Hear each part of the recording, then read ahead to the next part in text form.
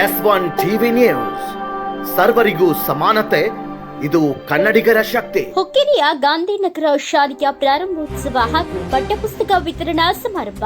ಹೌದು, ಬೆಳಗಾವಿ ಜಿಲ್ಲೆಯ ಹುಕ್ಕೇರಿ ತಾಲೂಕಿನ ಸರ್ಕಾರಿ ಹಿರಿಯ ಪ್ರಾಥಮಿಕ ಕನ್ನಡ ಶಾಲೆ ಗಾಂಧಿನಗರ ಹುಕ್ಕೇರಿ ಇದರ ಶಾಲಾ ಪ್ರಾರಂಭೋತ್ಸವ ಹಾಗೂ ಪಠ್ಯಪುಸ್ತಕ ವಿತರಣಾ ಸಮಾರಂಭದ ಅಂಗವಾಗಿ ಇಂದು ದಿನಾಂಕ 31/5/2024 ಜರುಗಿತು. ಇವತ್ತಿನ ಈ ಪ್ರಾರಂಭೋತ್ಸವದ ನಿಮಿತ್ತ ಮಕ್ಕಳನ್ನ ಶಿಕ್ಷಕರು ಹಾಗೂ ಶಾಲೆಯ ಎಸ್ಡಿಎಂಸಿ ವ್ಯವಸ್ಥಾಪಕ ಮಂಡಳಿಯವರು ಆರತಿ ಮಾಡಿ ಹೂಗುಚ್ಛ ನೀಡಿ ಮಕ್ಕಳನ್ನ ಶಾಲೆಗೆ ಬರಮಾಡಿಕೊಂಡರು.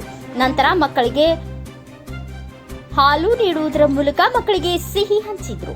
ನಂತರ ಪ್ರಾರಂಭೋತ್ಸವದ ನಿಮಿತ್ತವಾಗಿ ಮಾತನಾಡಿದ ಕ್ಷೇತ್ರ ಸಂಪನ್ಮೂಲಾಧಿಕಾರಿಗಳಾದ ವಿಆರ್ಪಿಗಳಾದ ಶ್ರೀಮತಿ ಸುಮಾ ಮಡಿವಾಳರ್ ಇವರು ಹಾಗೂ ಡಿಐಇಆರ್ಟಿಗಳಾದ ಮಹಾಂತೇಶ್ ಹೊಸ್ಮನಿ ಇವರು ಈ ಶಾಲಾ ಪ್ರಾರಂಭೋತ್ಸವದ ನಿಮಿತ್ತವಾಗಿ ಮಕ್ಕಳನ್ನ ಸ್ವಾಗತಿಸಿ ಸಭೆಯನ್ನ ಉದ್ದೇಶಿಸಿ ಒಂದೆರಡು ಮಾತುಗಳನ್ನಾಡಿದರು.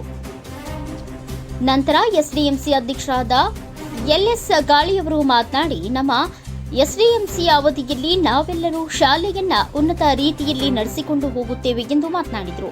ಈ ಸಭೆಯಲ್ಲಿ ಶಾಲೆಯ ಪ್ರಧಾನ ಗುರುಗಳು ಹಾಗೂ ಎಲ್ಲಾ ಶಿಕ್ಷಕ ವೃಂದದವರು ಹಾಗೂ ಎಸ್ಡಿಎಂಸಿಯ ಎಲ್ಲ ಸರ್ವ ಸದಸ್ಯರು ಭಾಗವಹಿಸಿ ಕಾರ್ಯಕ್ರಮವನ್ನು ಯಶಸ್ವಿಗೊಳಿಸಿದರು. ವರದಿಗಾರ Prashant Potdar, S1 TV news Kannada, Hukkeri.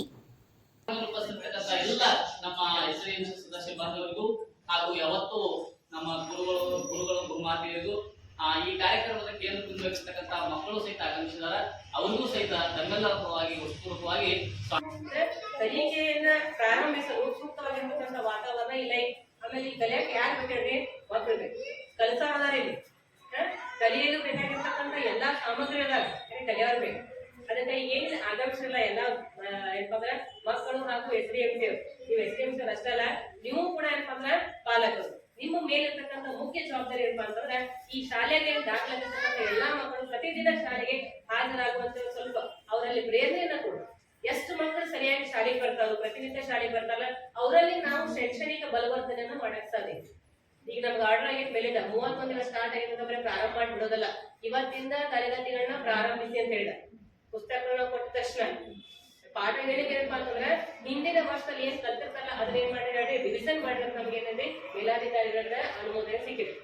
ನಮ್ಮ ಪ್ರಕಾರ ಈಗ ನಾವು ಸೇತುವಂತ ಕಾರ್ಯಕ್ರಮ ತಿಂಗಳೆಲ್ಲ ಅದಕ್ಕೋಸ್ಕರವಾಗಿ ತಮ್ಮಲ್ಲಿ ಏನಪ್ಪಾ ವಿನಂತಿ ಸರ್ ಪರವಾಗಿ, ಶಾಲೆ ಪರವಾಗಿ, ನಮ್ಮ ಇಲಾಖೆ ಪರವಾಗಿ, ಯಾಕಂದ್ರೆ ಇದು ಏನಪ್ಪಾ ಅಂದ್ರೆ ತಾಲೂಕಲ್ಲಿರ್ತಕ್ಕಂಥ ಅತಿ ದೊಡ್ಡ ಶಾಲೆ ಹಾಗೂ ಮೇನ್ ರೋಡ್ ಇರ್ತಕ್ಕಂಥ ಶಾಲೆ. ಈ ಮಕ್ಕಳ ಹಾಜರಾತಿಗೆ ಹೆಚ್ಚಿನ ಪ್ರಾಶಸ್ತ್ಯ ಕೊಟ್ಟರೆ ಶೈಕ್ಷಣಿಕವಾಗಿ ನಾವು ಸಾಕಷ್ಟು ಸುಧಾರಣೆಯನ್ನ ಮಾಡಬಹುದು. ಅದರ ಜೊತೆಗೆ ಶಿಕ್ಷಣ ಇಲಾಖೆಯಿಂದ ಬಂದಿರತಕ್ಕಂಥ ಎಲ್ಲಾ ಸೌಲಭ್ಯಗಳನ್ನ ಪ್ರಾಮಾಣಿಕವಾಗಿ ಸರ್ಕಾರ ಹಾಗೂ ಶಿಕ್ಷಕರನ್ನು ಹಂತ ಹಂತವಾಗಿ ನೀವು ಈ ಶಾಲೆಯನ್ನು ಮತ್ತಷ್ಟು ಜಿಲ್ಲಾದ್ಯಂತ ರಾಜ್ಯಾದ್ಯಂತ ಏನಪ್ಪಾ ಅಂದ್ರೆ ಹೆಸರನ್ನ ಗಳಿಸಬಹುದು ಅಂತ ಹೇಳ್ತಾ ನಾನು 2 ಮಾತುಗಳಿಗೆ